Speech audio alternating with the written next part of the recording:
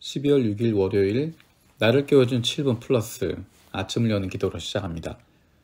살아계신 하나님 아버지, 오늘도 우리를 자녀 삼아주신 하나님의 은혜로 이 아침에 눈을 뜨고 새로운 하루를 시작하게 됨을 감사드립니다.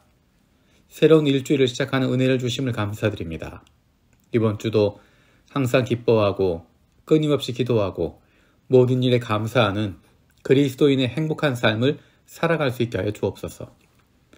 코로나로 인한 어려움에 빠져 있는 선교사들과 가족들을 위해서 기도합니다. 작년부터 확산되고 있는 코로나로 어려움을 겪고 있는 선교지들의 상황이 점점 더 힘들어지고 있습니다. 열악한 환경에 있는 많은 선교사들이 코로나에 감염되기도 하고 가족들이 감염되기도 하는 어려움을 겪고 있습니다. 여전히 상황들이 나아지지 않고 있습니다. 도움의 손길들이 이어지게 하시고 각 선교지에 코로나 상황들이 안정되게 하여 주옵소서. 모두가 힘들고 어려운 상황 속에서 하나님의 백성의 거룩함이, 하나님의 자녀들의 거룩함이 드러나게 되길 원합니다. 내 아픔에만 사로잡히는 것이 아니라 주변을 돌아볼 수 있는 넉넉함을 갖게 하여 주옵소서. 하나님이 우리의 왕 되시고 하나님께서 우리 아버지 되심을 기억하고 그로 말미암은 평안함을 찾게 하여 주옵소서. 그래서 이런 어려움 속에 의지할 하나님 없이 두려워하는 이들을 위로하고 격려할 수 있는, 그들을 위해서 기도하고 도울 수 있는 하나님의 자녀의 넉넉함을 누리게 하여 주시옵소서. 일본의 기시다 후미오 수상이 국민들을 불쌍히 여기고 사랑하는 마음을 갖게 하셔서 좋은 지도자로 국민들을 섬길 수 있게 하여 주옵소서. 새로 세워진 일본의 내각과 한국의 대통령 선거의 과정에서 한일 관계가 악화되지 않고 함께 동반자로서 나아갈 수 있는 관계가 되게 하여 주옵소서. 삿포로 글로리 교회와 심창현, 김남미 선교사를 기억하며 기도합니다. 주중에 있는 K카페 사역을 통해서 지역사회를 더욱 잘 섬길 수 있게 하여 주시고 일본 교회를 섬기는 사역과 삿포로 글로리 교회를 섬기는 사역이 모두 주님이 기뻐하신 열매가 있게 하여 주옵소서. 연결되어 예배에 참석하고 있는 영혼들이 예수님을 알아가게 하시고 하나님의 자녀가 되는 기쁨을 갖게 하여 주옵소서. 준비하고 있는 성탄절 행사를 통해서 지역의 많은 영혼들이 함께 기뻐하는 시간 되게 하여 주시옵소서. 우리 교회 예배 사역을 위해서 기도합니다. 교회에서 모이기 어려운 상황이 계속되면서 거룩한 예배 장소가 바로 우리의 삶의 자리임을 알게 하심을 감사드립니다. 하지만 오랫동안 지속되었던 온라인 예배로 인해서 예배하는 우리의 마음과 자세들이 많이 흐트러져 있음을 기억합니다. 다시 예배하는 마음을 올바로 세워갈 수 있게 하시고 예배를 통해서 하나님을 만날 수 있게 하여 주옵소서. 예배를 위해서 섬기는 많은 손길들이 있습니다. 열심으로 섬기는 가운데서도 예배에 집중할 수 있는 은혜가 있게 하여 주시고 성령으로 그 마음들을 위로하여 주시고 격려하여 주시옵소서. 이번 주일에 성찬식이 있습니다. 성찬식을 통하여서 이 땅에 오신 예수 그리스도, 그분을 기다릴 뿐만 아니라 이제 곧 오실 예수 그리스도, 그분을 기다리는 마음을 갖게 하여 주시옵소서. 성탄을 기뻐하는 메리 크리스마스의 마음과 주님의 재림을 기다리는 마라나타의 고백이 넘치는 기쁨의 성찬 될 수 있게 하여 주시옵소서. 9월 1일부터 시작한 성경 일독 리바이벌 20일 20일을 위해서 기도합니다. 하나님 말씀을 가까이 하고 소중히 여기는 거룩한 습관이 우리 안에 생길 수 있게 하여 주옵소서. 창세기부터 요한계시록까지 흐르고 있는 하나님의 마음을 알고 담고 그 뜻대로 살아갈 수 있는 힘을 얻게 하여 주옵소서. 가족들과의 대화가 달라지게 하시고 하루를 하나님의 말씀으로 살아갈 수 있게 하여 주시옵소서. 사랑하는 부모님들의 건강을 위해서 기도합니다. 갑작스러운 부모님들의 가슴 아픈 소식들이 들립니다. 마음껏 찾아갈 수도 없는 상황에서 우리들의 마음이 많이 아프고 힘듭니다. 연로하신 부모님들의 건강을 지켜주시고 함께 기쁨으로 마음껏 섬길 수 있는 기회를 갖게 하여 주옵소서. 아직 예수님을 만나지 못하신 부모님들이 너무 늦지 않게 예수님을 만날 수 있는 은혜를 주시길 원합니다. 육신의 연약함을 가지고 있는 지체들을 위해서 기도합니다. 그 회복을 위하여 기도하는 기도를 들어주시고 응답하여 주시옵소서. 함께 기도하는 가족들을 위로하여 주시고 이러한 육신의 연약함으로 인하여 가족이 하나가 되고 하나님께로 가까이 나아갈 수 있는 기회가 되게 하여 주옵소서. 믿음을 잃어버리지 않게 하시고 확신을 가지고 감사함으로 간구하게 하여 주시옵소서. 못된 암세포들 예수 그리스도의 이름으로 사라지게 하여 주시고 치료의 광선으로 저들의 아픈 부위를 비추어 주시기를 원합니다. 예수 그리스도의 치료의 손길로 안수하여 주시고 새로운 세포들이 소생하게 하여 주시옵소서. 감사드리고 예수님의 이름으로 기도드립니다. 아멘. 오늘 함께 읽을 리바이블 21, 22 본문은 열왕기상 18장에서 20장까지입니다. 오늘은 그 가운데 19장 13절에서 18절 말씀을 읽겠습니다. 엘리야는 그 소리를 듣고서 외투자락으로 얼굴을 감싸고 나가서 동굴 어귀에 섰다. 바로 그때 그에게 소리가 들려왔다. 엘리야야, 너는 여기에서 무엇을 하고 있느냐? 엘리야가 대답하였다. 나는 이제까지 주 만군의 하나님만 열정적으로 섬겼습니다. 그러나 이스라엘 자손은 주님과 맺은 언약을 버리고 주님의 제단을 헐었으며 주님의 예언자들을 칼로 쳐 죽였습니다. 이제 나만 홀로 남아있는데 그들은 내 목숨마저도 없애려고 찾고 있습니다. 주님께서 그에게 말씀하셨다. 너는 돌이켜 광야길로 해서 다마스쿠스로 가거라.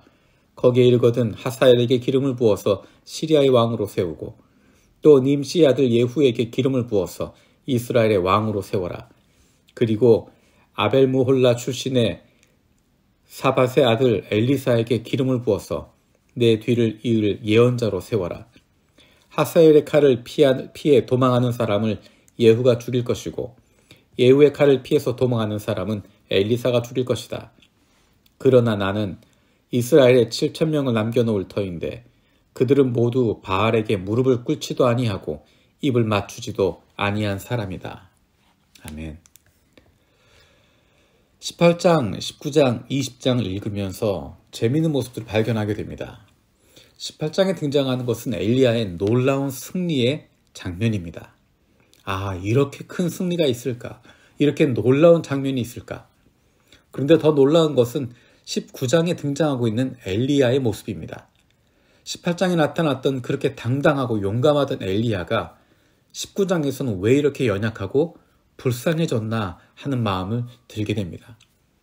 오늘 읽었던 이야기에서 엘리야의 탄식에 담겨져 있는 것이 14절입니다. 엘리야가 대답하였다. 나는 이제까지 주 만군의 하나님만 열정적으로 섬겼습니다. 그러나 이스라엘 자손은 주님과 맺은 언약을 버리고 주님의 제단을 헐었으며 주님의 예언자들을 칼로 쳐 죽였습니다. 이제 나만 홀로 남아있는데 그들은 내 목숨마저도 없애려고 찾고 있습니다. 엘리야가 탄식하고 있습니다. 내가 하나님이 원하시는 일을 감당하고 있는데 나밖에 안 남았습니다.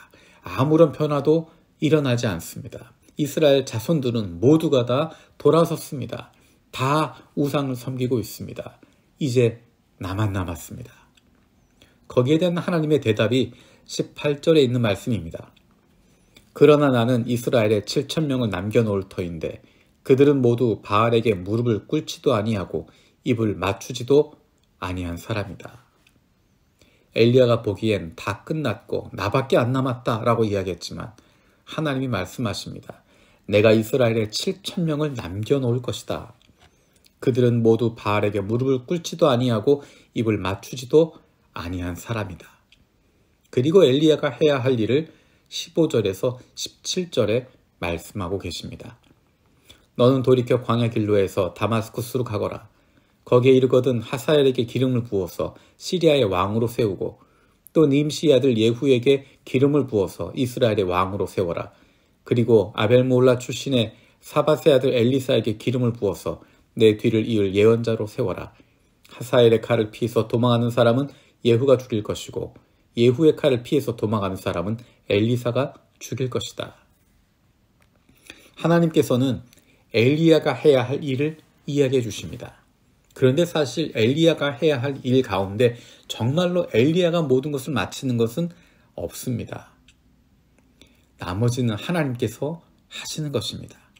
하나님께서는 엘리야의 뒤를 이을 엘리사를 세울 계획을 가지고 계시고, 시리아의 왕을 세울 계획이 있으시고, 이스라엘의 왕을 세울 계획이 있으시고, 아합의 가문을 심판하실 계획을 가지고 계십니다. 하나님께서 하시는 계획에 엘리야를 불러주시고 동참시켜 주시는 것입니다. 엘리야처럼 일희일비할 필요가 없습니다. 때로는 내가 큰 일을 감당할 수도 있고 내가 많은 일을 감당할 수도 있지만 우리에게 주어진 몫을 최선을 다하는 것뿐입니다. 우리에게 주어진 몫을 최선을 다하면 됩니다. 너무 많이 생각하고 고민할 필요가 없습니다. 왜냐하면 내가 변화를 만드는 것이 아니라 하나님께서 이루시는 것이기 때문입니다. 우리는 그것에 동참할 수 있는 기회를 얻은 것입니다. 하나님께서 엘리야를 통해서 18장에 있는 놀라운 일을 이루셨습니다. 그리고 그 다음 일도 하나님께서 이루어 가시는 것입니다. 결과는 하나님께 맡기는 것입니다. 엘리야는 18장의 사건을 통해서 이제 자기가 꿈꾸었던 일들이 이루어질 것이라고 생각했습니다. 이스라엘 백성들이 다 돌아설 것이라고 생각했습니다. 하지만 그러한 변화가 일어나지 않자 엘리야는 무너지게 되고 영적인 침체에 빠지게 됩니다. 왜 안 되는가? 왜 실패하는가 생각합니다. 그런데 재미있는 것은 20장 이후에 나오는 내용들입니다. 엘리야가 생각하기엔 끝났다라고 했던 부분이지만 하나님께서는 조금씩 일해가고 계십니다. 하나님의 계획은 멈추지 않았습니다. 하나님의 역사는 계속 이어지고 있습니다. 내가 보기엔 끝난 것 같지만 내가 보기엔 내가 감당할 수 없는 부분이어서 이제 어찌할 수 없습니다 라고 이야기하게 되지만 내가 하는 것이 아니라 하나님께서 하시는 것입니다. 나는 내게 주어진 시간 동안 내게 주어진 기회에 최선을 다하는 것입니다. 그것으로 만족하는 것이고 그것으로 기뻐하는 것입니다. 너무 많이 생각할 필요 없습니다. 너무 많이 걱정할 필요 없습니다. 나에게는 내게 주어진 구간만큼 최선을 다해서 달리는 것이고 그리고 그것을 기뻐하는 것입니다. 하나님의 일은 하나님께서 이루어 가십니다. 내가 하는 것이 아니라 내 능력으로 끝내는 것이 아니라 내가 결판 보는 것이 아닙니다. 하나님께서 하십니다. 하나님께서 하시는 일에 우리를 불러주신 것이고 우리에게 동참할 수 있는 기회를 주신 것입니다. 주님께서 가르쳐 주신 기도로 마치겠습니다. 하늘에 계신 우리 아버지여, 이름이 거룩히 여김을 받으시오며 나라가 임하시오며 뜻이 하늘에서 이루어진 것 같이 땅에서도 이루어지이다. 오늘 우리에게 일용할 양식을 주시옵고 우리가 우리에게 죄 지은 자를 사하여 준 것 같이 우리 죄를 사하여 주시옵고 우리를 시험에 들게 하지 마시옵고 다만 악에서 구하시옵소서. 나라와 권세와 영광이 아버지께 영원히 싸움나이다. 아멘.